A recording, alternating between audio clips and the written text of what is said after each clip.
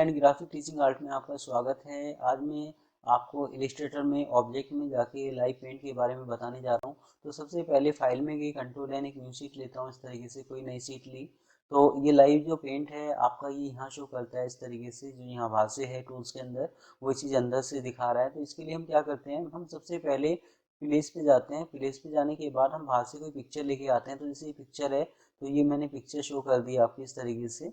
तो आपने देखा होगा जब हम कोई स्केच शो करते हैं तो गलती से अगर मान लो कोई पॉइंट रह जाता है तो जैसे मान लो उसको मतलब उसमें जब कलर फिल करता हूँ, जैसे मैं यहाँ दिखा रहा हूँ जूम करके, तो इसमें है नहीं, जैसे मैंने यहाँ इस तरीके से कोई रेक्टेंगल लेके या इस एरिया को रेजर से हटा रखा है तो ये जो कलर है ये इसके अंदर भी चला जाए। तो इस तरह का मैंने कुछ शो कर रखा है, दिखा रखा है। अब अगर मैं चाहता हूँ कि ये जो जॉइंट मैंने जो यहाँ कर रखा है इस तरीके से वो किस तरीके से जॉइंट हो सकता है, जैसे अनजॉइंट है आपका, तो सबसे पहले हम क्या करते हैं, जैसे फाइल में जाके प्लेस से कोई इस तरीके से पिक्चर लेके आते हैं। तो इसमें आपका आता है जैसे एडिट ओरिजिनल। अगर आप इस पर क्लिक करते हैं तो ये क्या करता है, पेंट के अंदर ये पिक्चर खुल के आ जाती है और पेंट में आप उसको कवर कर सकते हैं, मतलब उसको ठीक कर सकते हैं आपका।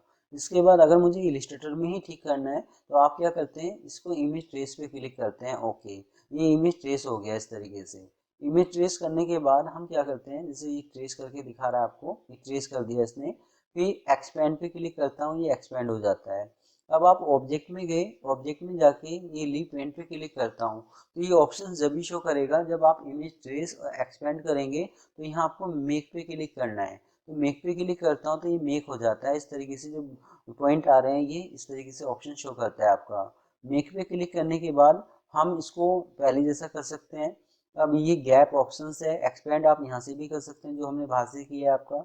तो गैप ऑप्शन पे क्लिक करता हूँ तो गैप ऑप्शन से पहले मैं आपको इसमें कुछ करके दिखा रहा हूँ कि अगर मान लो मैं इसमें कोई कलर फिल करता हूँ, जैसे मैं यहाँ गया, आपने कोई भी कलर फिल लिया, जैसे जो भी कलर आपको लेना है जैसे इस तरीके से, तो माउस से लेफ्ट क्लिक 2 बार दबाना है आपको, एक दो, तो दूसरी बार में वो कलर फिल होके आ जाता है इस तरीके से। तो कलर देने के लिए आप यूज कर सकते हैं।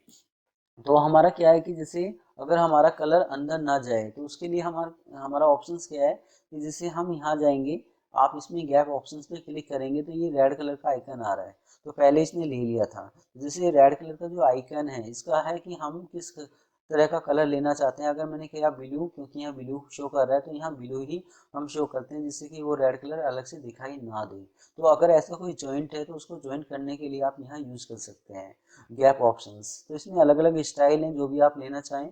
लास्ट वाले में क्या है कि अपने हिसाब से इसका जो साइज है वो कम ज़्यादा कर सकते हैं कि अगर कहीं से भी, अगर दूसरी जगह से भी कहीं से अगर कोई जैसे स्केच आपने लिया और कोई चीज़ गलती से वो पेंसिल वहाँ छूट जाती है तो उसको ज्वाइंट करने के लिए आप यूज़ कर सकते हैं। तो ओके करता हूँ तो इस तरह का इफेक्ट आ गया। अब हम क्या करते हैं इसमें, जैसे आप यहाँ सेलेक्ट करते हैं, मैंने माउस से लेफ्ट क्लिक किया तो इस तरह का कोई भी कलर फिल कर सकते हैं। अलग अलग शेप में अलग अलग कलर शो कर सकते हैं जो भी आपको देना है इस तरीके से। तो ऐसा कोई कलर आप फिल कर सकते हैं। तो ये था ऑब्जेक्ट में जाके लाइव पेंट, इस तरीके से कोई भी आप गैप शो कर सकते हैं, उसको क्लियर कर सकते हैं आपका, कि जैसे अगर कोई गैप आ रहा है तो गैप ऑप्शन से हम उसको गैप को खत्म कर सकते हैं, ठीक कर सकते हैं।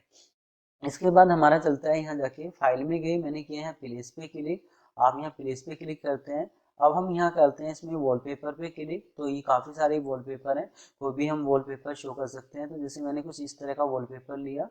वॉलपेपर लेने के बाद ऑब्जेक्ट में गए, मैंने किया है यहाँ रेस्टराइज। आप यहाँ आरजीबी पे क्लिक करते हैं, ओके, तो ये आरजीबी आ जाता है इस तरीके से। ऑब्जेक्ट में गए, हमारा चलता है यहाँ जाके मेक। मैंने मेक पे क्लिक किया तो ये इस तरह का इफेक्ट आ जाएगा इसमें। तो ये अलग अलग स्टाइल है, जिस तरीके से इफेक्ट आप देना चाहें दे सकते हैं। तो जैसे ड्राइंग की बुक होती है उसमें आपने इस तरह का इफेक्ट आपने देखा होगा।